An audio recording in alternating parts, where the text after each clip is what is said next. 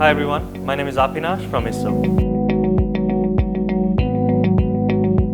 At ISO, we bring people together through a wide variety of prawn dishes from around the world. We have something for any prawn craving, be it our ISO burger, our Jaffna curry prawns or our Singapore chili prawns.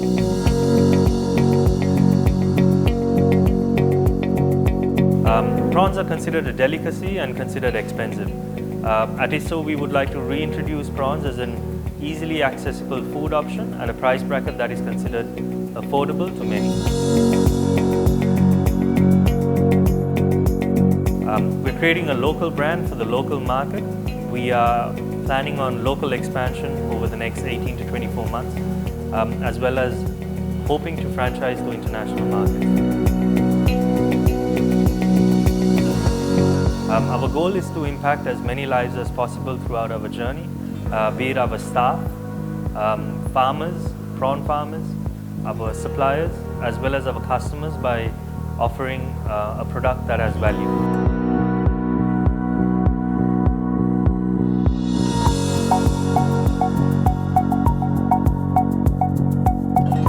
Hi guys, my name is Zimar Kaleel. I'm one of the co-founders of Fit Meals.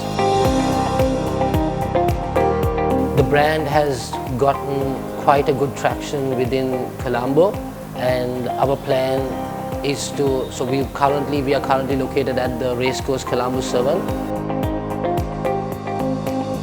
The reason behind starting this was because we were looking for a healthy food restaurant around town and we couldn't really find any. Most of our customers are health conscious people and gym goers or athletes or people who want to keep fit, who want to lose weight, who want to maintain weight, who want to bulk up. So we are hoping to see more and more people coming into our restaurant as well.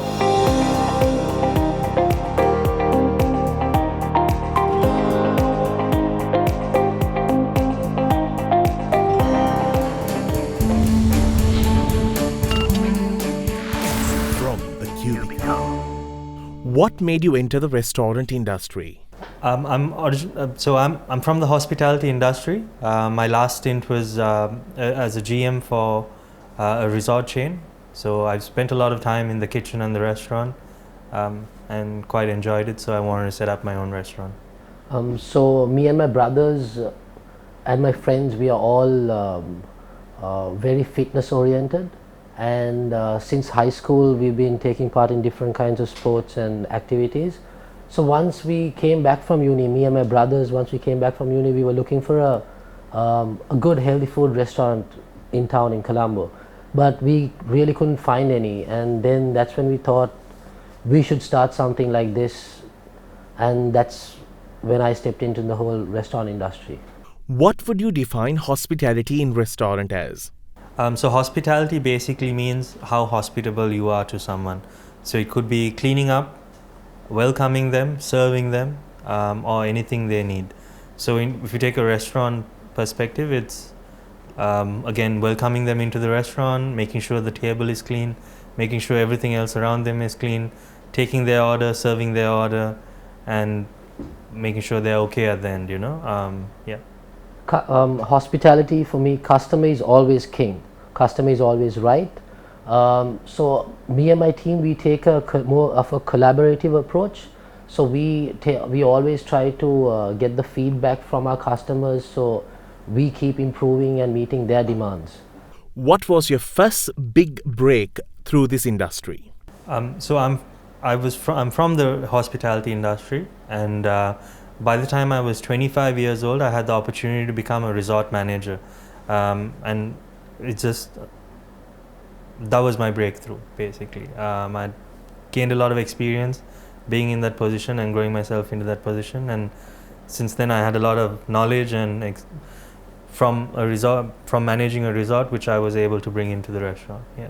So Fit Meals originally started from my home kitchen, and me and my brothers literally would get my sister to cook with another cook helping her out.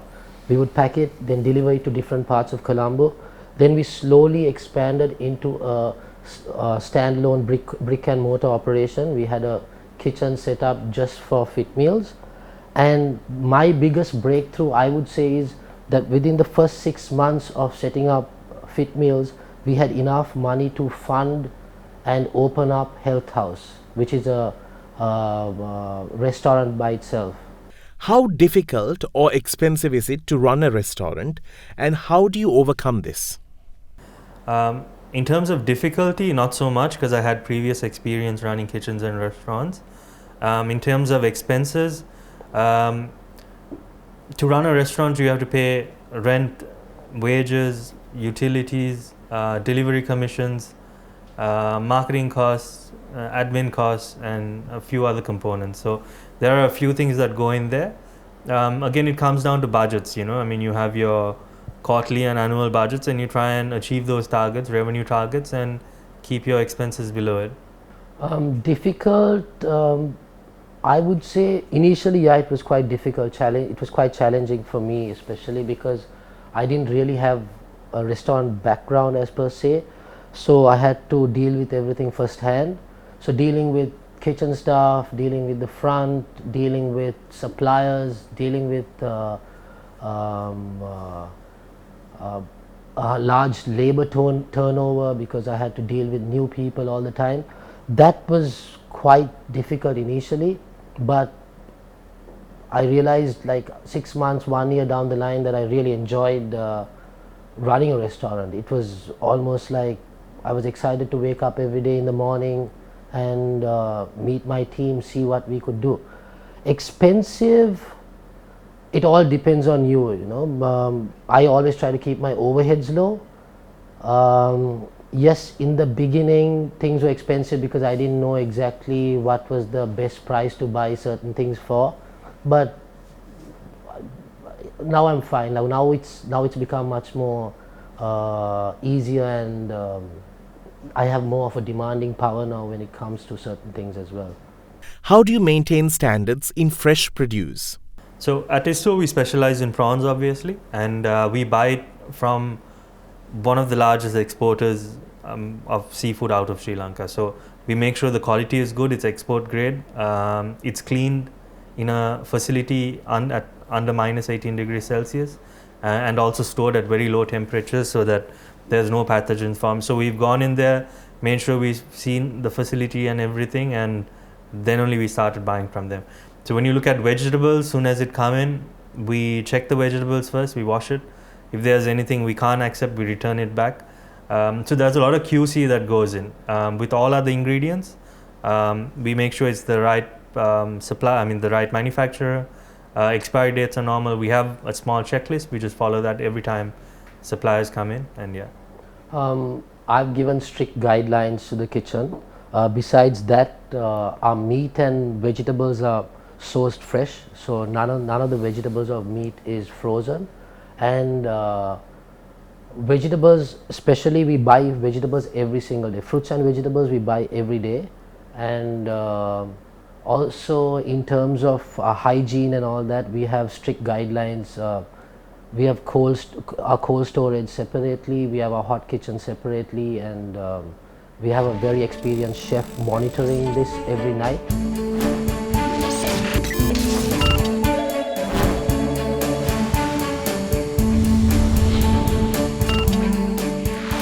From the Cubicle.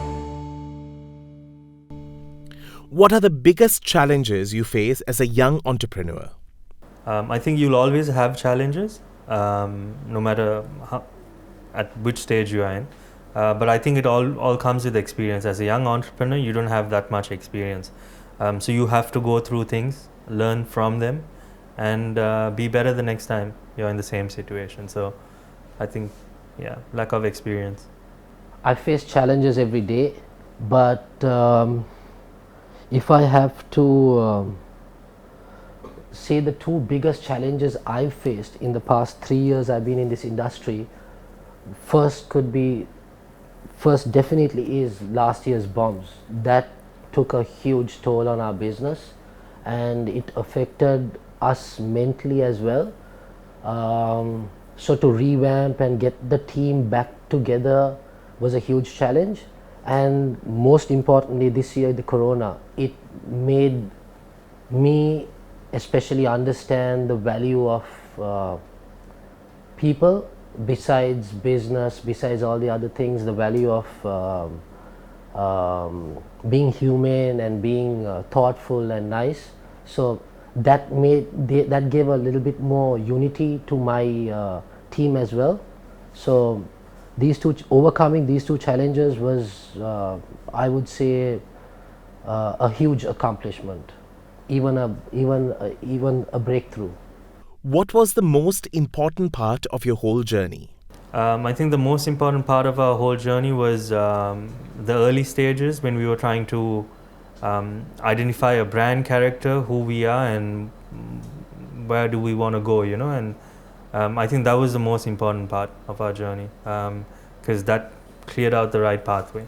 The most important part of my journey would be actually our journey, me and my brothers. It would be actually turning an idea, fit meals was just an idea, into reality.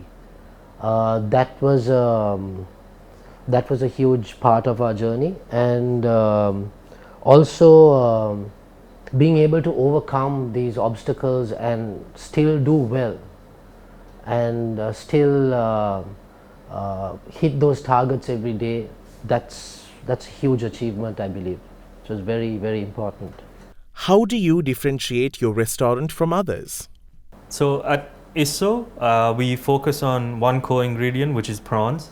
I don't think there are many other restaurants in Sri Lanka that focuses on prawns as the core ingredient. Leaving that aside, we fall into the QSR category, which is the quick service restaurant category. What we're also doing is we're offering food at a price point which is at about 790 rupees and above. Again, that's quite different from all other QSR brands out there, because we're almost competing with fast food, if you look at it that way. So I think those are the two differentiations. We focus on prawns, and we try and fall between fast food and QSR. We are firstly a healthy food restaurant, and all our customers are health conscious people. We always try to make our healthy food taste good. The reason I say that is because we are lucky enough to be in this part of the world where we are rich in spices. So I try my best to incorporate a lot of spices in our dishes in order to bring in that taste. How hard is it to market your product? So in terms of communications, it's quite easy because our brand name basically communicates what we are selling inside, which is prawns. And from the beginning, we've been at it in terms of marketing and creating content. We've got that experience now, so it's not that difficult for us. We just have to keep producing more content and improving our marketing, basically. We do a lot of social media marketing and word of mouth. Of course, we focus a lot on social media because the world is moving into a more tech-savvy environment. So, in terms of taking pictures, in terms of writing good content, we spend a lot of time doing that. And of course, we have a good marketing team on board helping us out as well. So to be honest, because me and my team already had that knowledge with social media marketing, we didn't really find it that difficult. What is the long-term outlook for restaurant businesses in Sri Lanka comparing to the global market? So the restaurant industry is not going anywhere. People will always want to eat or order from out. The restaurant industry also depends on both the local market as well as the tourist market. So it really depends on how things are going to turn out over the next couple of months, or maybe the next 12 to 18 months. Sri Lanka also is a very small market in comparison to the rest of the world, but with a lot of potential. How we are looking at it is we want to position ourselves as one of the well-known or largest seafood restaurant players that have grown out of Sri Lanka into other markets. The restaurant industry, in terms of healthy food, like I said, more and more people are getting health conscious. But to go in more detail, let me give you an example. So 10 years ago, when I used to go to the gym, there were only very few gyms in the city, and there were very few people at the gym. But now, if you see, there are so many gyms and there are a lot of people working out. So the path which it is going into is very good. People, and diet is a very important part of life. So I believe that in terms of healthy food, not only in Sri Lanka but even around South Asia, it's going to boom. What is the biggest issue faced by the local restaurants today? So the first one, there's two. One, I would say, is the drop in revenue in the recent times. So there are lots of restaurants struggling to survive. And secondly, it's high delivery commissions. I think there needs to be some form of regulation that comes in here, and so that there's like a sustainable model for everyone. So I think those are the two big issues. One of the most important and serious issues are consistency in supply. Most suppliers are not able to be consistent every day. They're not able to supply on time. There is some kind of delay, but that's normal, that's part of life, I guess. So besides that, another issue which we, as my restaurant deals with, is the exorbitant delivery commissions we pay, because we still represent our brand even though we sell through those delivery platforms. So we still have our standards and quality which we meet, so our costs already have to be incurred, and on top of that we have a large portion we give away. So it's almost like it's not that rewarding, and when we make a sale through those platforms, because we are making less,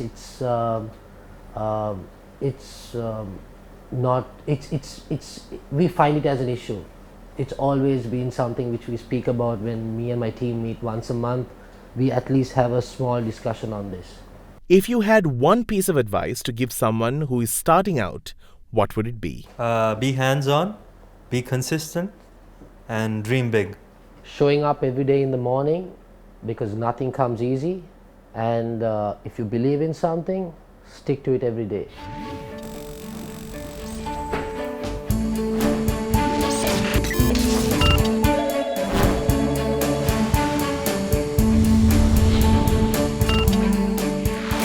From the Cubicle. What do you know about each other as entrepreneurs? So I've known Zimar for a very long time, and ever since we left school, he's had an entrepreneurial spirit. So he's started up a spice trading company, which I know about, a tea company. He has a real estate company. He does a few things. So as an entrepreneur, I know he's always trying to start something new. So yeah, you can call him a serial entrepreneur. I want to say something interesting. So I studied in Singapore for my undergraduate, and my friend Apinash, I call him AP, he came to do his hotel management course in Singapore. So each time he comes to my apartment, he would come with a bag of prawns and he would make prawn curry for me. And the reason why I'm saying this is because this was about 8 years ago, and he would come into my apartment, cook prawn curry, and now here he is selling the best prawns in town. So definitely a hard-working guy, and whenever I reach out for advice, he's always there, all ears, supporting me. So thank you for that, AP. Anytime, brother. What advice would you tell each other? The health food space is an underserved market, and there's a lot of opportunity over there. So I think you have a great product. I think you should continue doing exactly what, I mean, stay focused, stay patient, and just keep doing what you're doing, and you'll go to great heights. Yeah. Given the situation we've gone through, the whole COVID-19 situation, all I could tell you is to stay strong, stay patient, and keep doing what you're doing, man. You're doing a great job. Cheers, bro. What first impression did you have of each other? See, again, I've known Zimar for a very long time, so I don't think first impression, first impression is when we were in school as a kid, So I think I'd like to talk about the first day I walked into his restaurant, when he invited me over and I saw him talking to his chefs behind the kitchen, bringing the food to the front. Also, he was dealing with suppliers that day. I was quite impressed, that he was hands-on. So, yeah. I know Apinash since high school, so one thing which everyone would agree with me is that he's a very easygoing and friendly guy. What do you think of each other's ventures? I think Health House is a fantastic product. I eat there quite often. The food is great. Healthy food with a lot of flavor, So I think the product is amazing. And I think it's a great venture. Like, I'd probably go there for lunch tomorrow. Yeah. I think ISO is a great brand, and I have seen ISO grow exponentially in the past 5 years. I think they sell the best seafood in town, and if you would ask me what was my favorite dish, I would hands down say it's the Jaffna style prawn curry with pol sambal and roast pan. That's my favorite. What do you think about this program? I think it's a great platform for entrepreneurs to share their experience with other young entrepreneurs, and I think it's great. I mean, well done, and all the very best to all of you guys, and thanks for having us. I think this is a great platform for entrepreneurs to come talk about their business, and also for new entrepreneurs to hear people like us, like through our struggles, through our experiences, to learn and explore the market. Also, I believe that you guys are doing a fantastic job, and I wish you guys reach great heights.